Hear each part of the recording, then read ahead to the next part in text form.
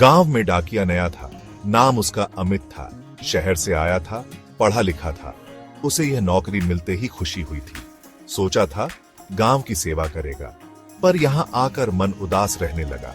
गांव छोटा सा था, चारों तरफ खेत ही खेत थे। शाम होते ही सन्नाटा छा जाता। अमित को अपना घर याद आता, माँ की हंसी, दोस्तों की बातें। यहाँ कोई नहीं था जिससे दिल की बात कहे।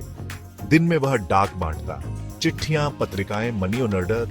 गांव वाले उसे देखकर मुस्कुराते, कुछ बातें भी करते, पर अमित को लगता जैसे दीवार है उनके बीच। एक दिन वह डाक बांट रहा था, तभी एक छोटी बच्ची उसके पास आई।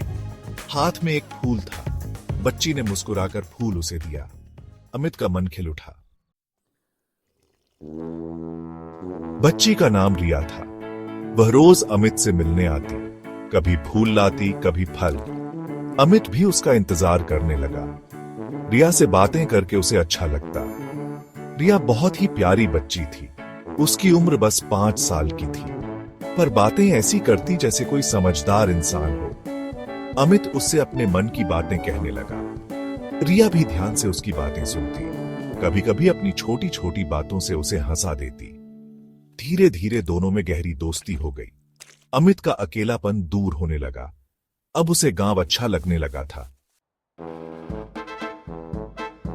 एक दिन रिया नहीं आई। अमित को चिंता हुई।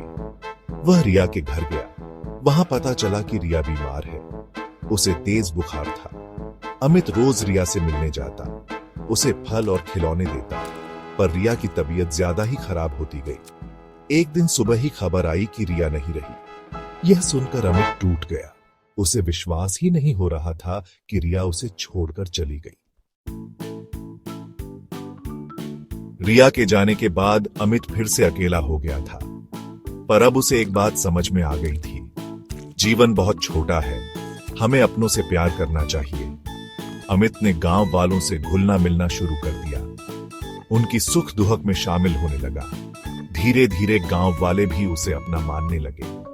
अब अमित को गांव में भी अपनापन महसूस होने लगा था। उसे समझ आ गया था कि खुशी बांटने से बढ़ती है।